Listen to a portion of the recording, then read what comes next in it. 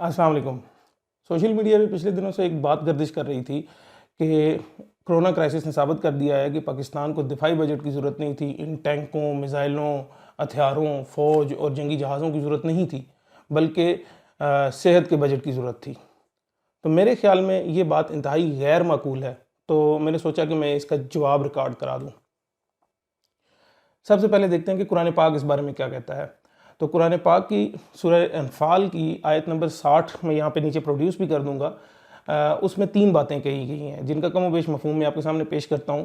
پہلی بات یہ کہ اللہ تعالیٰ مسلمانوں کو کہتا ہے کہ جنگ کی تیاری اپنی استطاعت کے مطابق کیے رکھو۔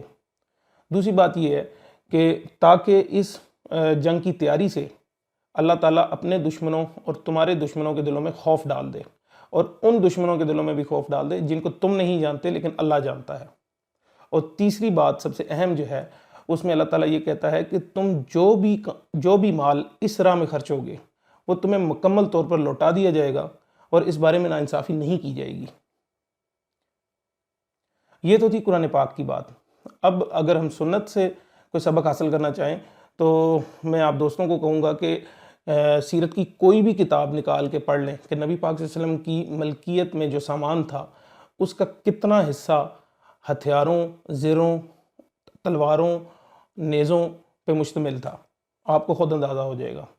تو وہ لوگ جو اسلام سے رہنمائی لیتے ہیں اور قرآن پاک کی زبان کو سمجھتے ہیں، ان کے لیے تو مزید کچھ کہنے کی ضرورت نہیں۔ اب آتے ہیں آج کی دنیا میں۔ پاکستان کے موجودہ صورتحال کے مطابق اگر آپ دیکھیں تو پاکستان کے قیام کی 8ویں دہائی چل رہی ہے، اور اس دور میں کوئی قابل ذکر وبا نہیں پھیلی۔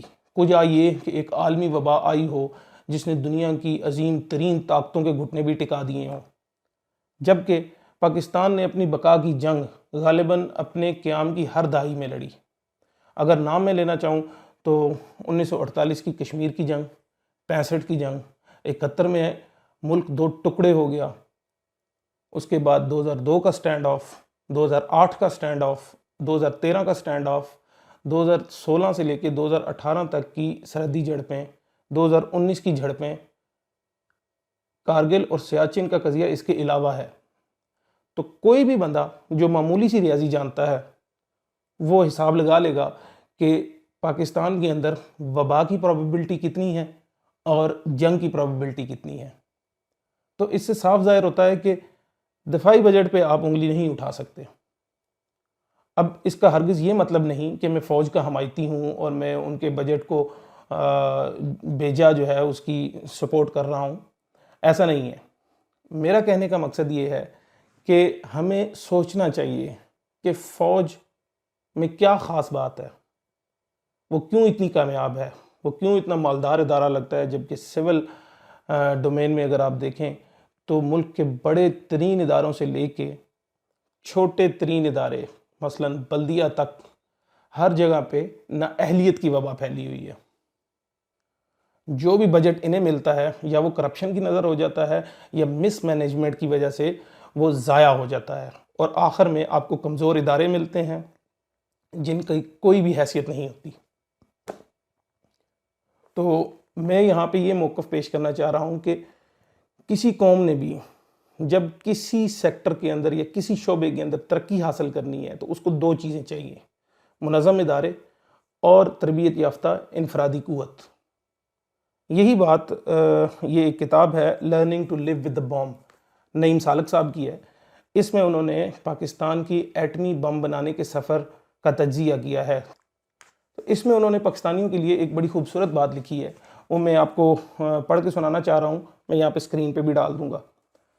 The most important lesson Pakistan learned through its nuclear enterprise was that if a nation pursues any project, even the most technologically challenging, with single-minded determination, national resolve, and across-the-board national consensus, even the apparently insurmountable challenges can be overcome. The successful mastery of very complex and cutting-edge technology by a relatively poor country with a limited industrial base was due to the fact that requisite organizational structures, I repeat, requisite organizational structures had been built and a pool of highly trained and skilled manpower was created.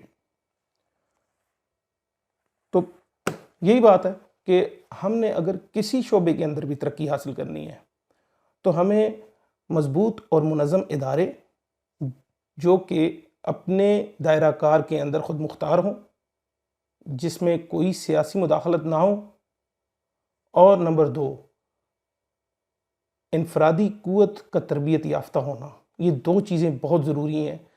اگر آج ہم اس وبا کے بعد ہماری پوری توجہ صحت پہ ہو جاتی ہے اور ہم پوری قوم مل کے مصمم ارادہ کر لیتے ہیں کہ ہم اپنے صحت کے تمام جو انفراسٹرکچرز ہیں ان کو ہم مضبوط کریں گے اور ترقی یافتہ ممالک کے برابر لے کر آئیں گے، تو دنیا کی کوئی طاقت ہمارے راستے میں کوئی رکاوٹ حائل نہیں کر سکتی۔